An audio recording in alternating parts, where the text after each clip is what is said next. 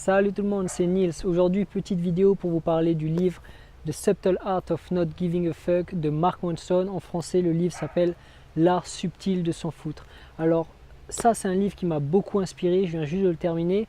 Et aujourd'hui, j'aimerais partager avec vous 5 leçons que j'ai apprises à travers ce livre. Alors, il faut savoir que ce livre, c'est un livre qui a eu énormément de succès. Il a été vendu à plus de 6 millions d'exemplaires. Il a été traduit dans plus de 25 langues. Et il a même été pendant longtemps en première position de la liste du New York Times Best Seller.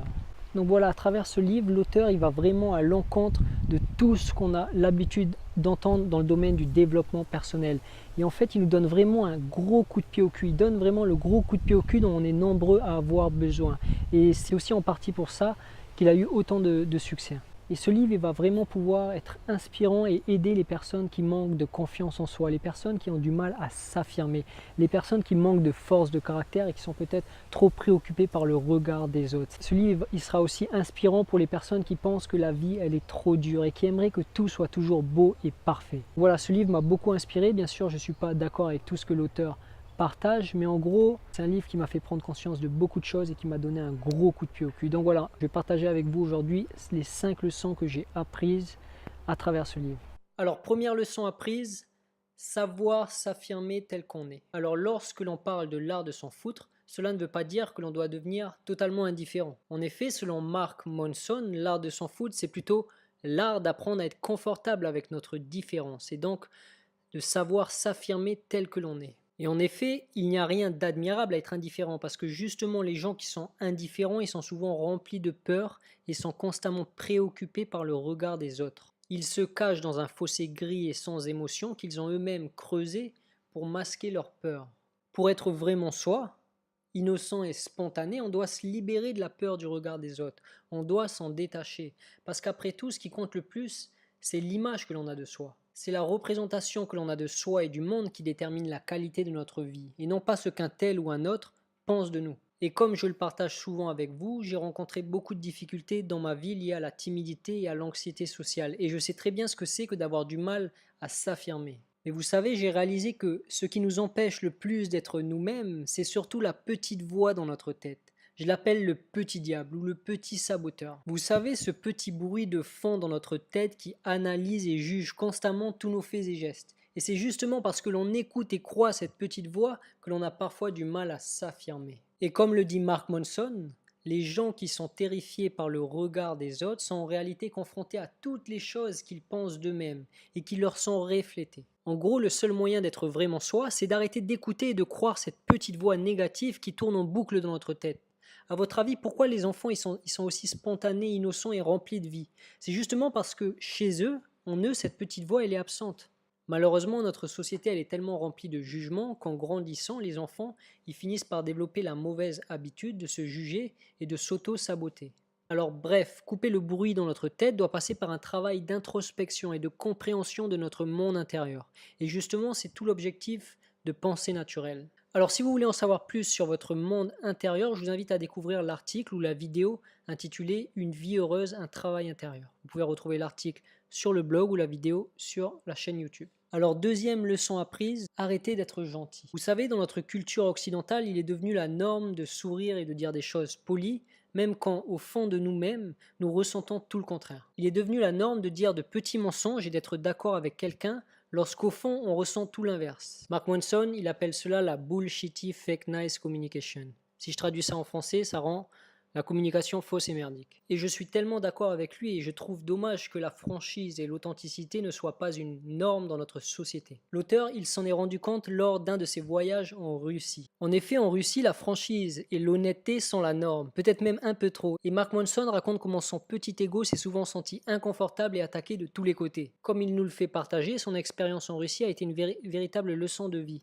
Car en évoluant dans une société où tout le monde se montre gentil, on ne sait jamais si l'on peut faire entièrement confiance à la personne à qui l'on parle. Cela ne met pas en avant des relations qui soient véritables et authentiques. Ça me parle beaucoup parce que j'ai longtemps souffert du syndrome de la gentillesse. Mais en réalité, c'est souvent parce que l'on est trop susceptible et concerné par le regard des autres que l'on se fait petit et gentil. En gros, cela est la conséquence d'un manque de confiance et d'acceptation de soi. Et en effet, les Russes y sont réputés pour leur force de caractère, et c'est donc tout naturel pour eux d'être francs. En fait, l'honnêteté et l'authenticité, elles viennent tout naturellement avec la confiance en soi. C'est seulement lorsqu'on est vraiment soi, libéré du regard des autres et de la petite voix négative dans notre tête, que l'on peut faire preuve d'une véritable authenticité. Alors, troisième leçon apprise, accepter le négatif. Comme le dit Mark Manson, nous sommes confrontés à une véritable épidémie psychologique dans laquelle les gens ils ne réalisent plus qu'il est normal que parfois nous soyons dans la merde et que tout aille mal. Et je suis d'accord avec lui parce qu'aujourd'hui nous sommes beaucoup à vouloir que tout soit toujours beau et parfait.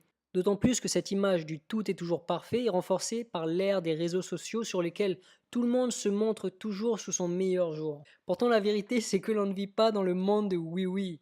Et oui, dans la vie, la douleur et les difficultés sont inévitables. Parfois le ciel il est dégagé, d'autres fois il est tout gris. C'est un fait, et ce que Mark Manson m'a fait comprendre, c'est que le désir de vivre plus d'expériences positives est en soi une expérience négative, et paradoxalement l'acceptation d'une expérience négative est en soi une expérience positive. En effet, plus nous cherchons à nous sentir bien tout le temps et plus nous devenons insatisfaits, car poursuivre quelque chose ne fait que renforcer le manque que nous connaissons vis-à-vis de cette chose. La recherche du bonheur est une simple indication de notre mal-être. Dans un article précédent dans lequel nous avions vu comment développer plus de force intérieure, je vous avais fait partager à quel point j'avais longtemps eu l'impression d'être constamment secoué par la vie à chaque fois que la moindre petite douleur ou difficulté se présentait à moi. Et en effet, cela m'a pris longtemps avant de réaliser que tout mon mal-être, c'était la conséquence d'un manque de stabilité et de force intérieure. Mais après coup, j'ai fini par comprendre que la vie, ce n'est pas d'attendre que les orages passent, mais plutôt d'apprendre à danser sous la pluie. En fait, la douleur n'est pas un méchant, mais plutôt un maître qui nous met à nu et nous oblige à voir ce qu'on a dans le ventre. En gros, c'est dans la lutte face aux assauts du vent que nos racines, mises à l'épreuve, se fortifient. Quoi que vous fassiez, la vie elle est faite d'échecs, de douleurs, de pertes et de regrets. Mais l'idée c'est d'y être à l'aise et d'être prêt à affronter les obstacles qu'elle nous présente. En faisant de notre mieux pour dépasser les obstacles lorsqu'ils arrivent, lorsqu'ils se présentent, nous nous forgeons un caractère plus fort, stable et résilient. De plus, la douleur, elle nous ouvre les yeux, elle nous éveille, elle nous remet dans le droit chemin et nous fait prendre conscience de l'essentiel. C'est d'ailleurs pour cela que Freud disait « Un jour, en rétrospective, les années de lutte vous sembleront les plus belles. » Donc, quatrième leçon apprise, nous avons toujours le choix. Quelles que soient nos conditions de vie et les circonstances extérieures, nous sommes, en tant qu'individus, responsables de chacun de nos choix. En effet, nous avons toujours le contrôle sur la façon dont nous interprétons ce qui nous arrive, de même que notre façon d'y répondre. C'est Stephen Covey qui disait « Entre stimulus et réponse, nous avons la liberté du choix. » En effet, il existe un espace entre stimulus et réponse, et dans cet espace réside notre pouvoir de choisir notre réponse. Alors, plutôt que de toujours réagir compulsivement au monde qui nous environne, nous pouvons apprendre à choisir nos pensées et nos actions de façon proactive. Nous pouvons aussi choisir les valeurs avec lesquelles nous vivons. Vous connaissez sans doute la citation populaire « Un grand pouvoir implique de grandes responsabilités ». Mais comme l'écrit Mark Manson, il existe une version plus profonde de cette citation. Avec une grande responsabilité viennent de grands pouvoirs. En effet, nous sommes les artisans de notre vie, nous sommes les architectes de notre caractère et c'est pourquoi plus nous choisissons de prendre l'entière responsabilité de notre vie et plus nous pouvons exercer de pouvoir sur elle. Par exemple, prendre la responsabilité de nos problèmes et de nos difficultés est très important parce que c'est seulement de cette façon que nous pouvons produire le changement nécessaire pour les dépasser. Alors je ne sais pas si vous connaissez Lizzie Velasquez. Cette femme, elle est née avec une maladie congénitale. Elle n'a aucune graisse corporelle et elle n'a jamais pesé plus de 29 kilos. Elle est aussi aveugle de l'œil droit et elle a une vision limitée de l'autre. En bref, elle est extrêmement fragile sur le plan physique. Mais mis à part cela, je peux vous dire que sur le plan mental, cette femme, c'est une force de la nature. Durant sa jeunesse, elle a dû faire face à beaucoup de moqueries et de harcèlement, au point d'être catégorisée comme la femme la plus laide du monde. Imaginez un peu la douleur qu'il a traversée lorsqu'on lui a dit « S'il te plaît, Lizzie, fais une faveur au monde. Prends un fusil et tire-toi une balle dans la tête ou jetez-la dans le feu. » Imaginez un peu la douleur qu'elle a dû ressentir. Imaginez un peu le poids des regards qu'elle doit supporter lorsqu'elle se balade dans la rue. En gros, elle n'a pas eu, loin de là, la vie facile. Mais à travers toutes ces épreuves, elle a découvert cet espace intérieur qui existe entre stimulus et réponse, et elle y a trouvé la force de rester droite et fière. Elle a su prendre toute cette négativité, la renverser et on a fait une force qui l'a aidé à garder la tête haute et à progresser vers ses objectifs. Alors si vous voulez découvrir Lizzie Velasquez et son message, je vous invite vraiment à découvrir la conférence qu'elle a fait chez TEDx. Je vais mettre le lien dans la description juste en dessous, ça vaut la peine de la regarder. Elle est vraiment inspirante et ce qu'elle a compris, voilà, ça vaut la peine de regarder cette vidéo. Mais voilà, ce qui est sûr, c'est que certaines personnes, elles ont de plus gros problèmes que d'autres et certaines sont victimes de choses horribles. Mais peu importe cela, nous devons toujours garder à l'esprit que nous avons chacun l'entière responsabilité de notre situation individuelle. Alors, cinquième leçon apprise, accepter de mourir. Chez beaucoup d'entre nous, penser est devenu une compulsion. Nous sommes sans cesse pris dans le flux de nos pensées, absorbés par le contenu de notre mental à tel point que penser est devenu une addiction. On dit que le tabac est l'addiction la plus répandue au monde. C'est faux, la plus grande des addictions, c'est celle de penser.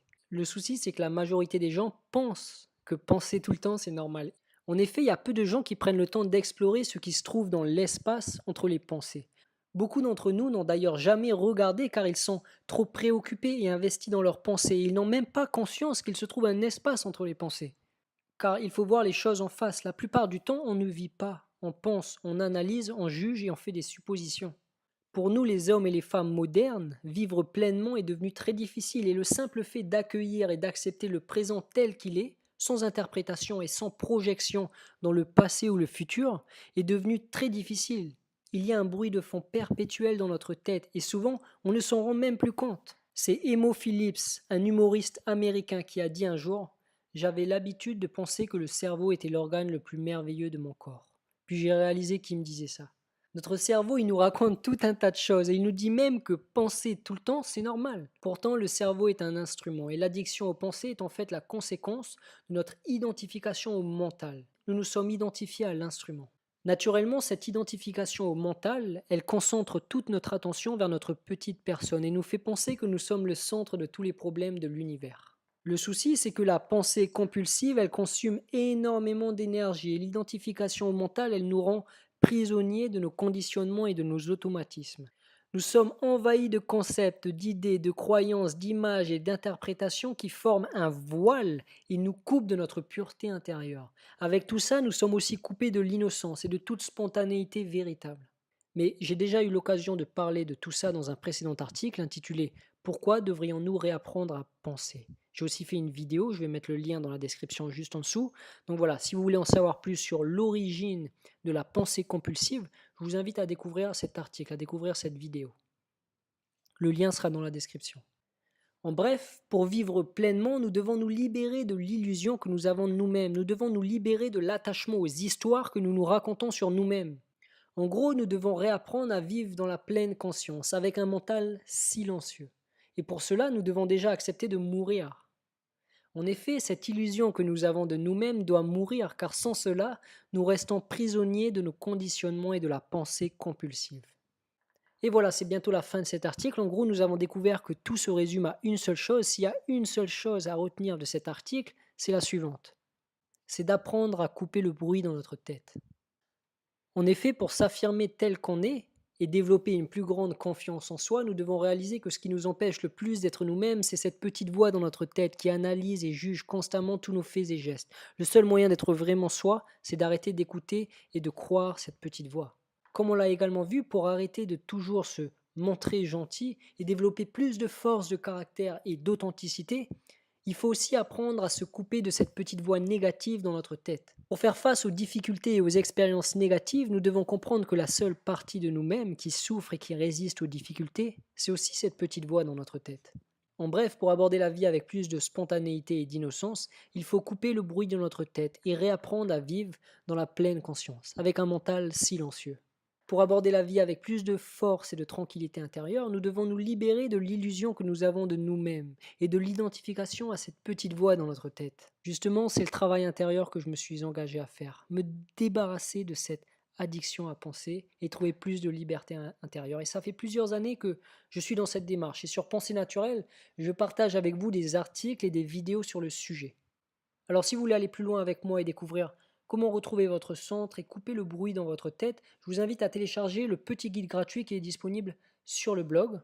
Donc voilà, dans ce guide, on va voir en gros comment développer une meilleure connaissance de soi, une plus grande maîtrise intérieure, comment trouver plus de sérénité et de tranquillité. Donc voilà, je vous invite à télécharger le guide. Vous pouvez retrouver le lien, il est dans la description juste en dessous, sous la vidéo, il y a un lien.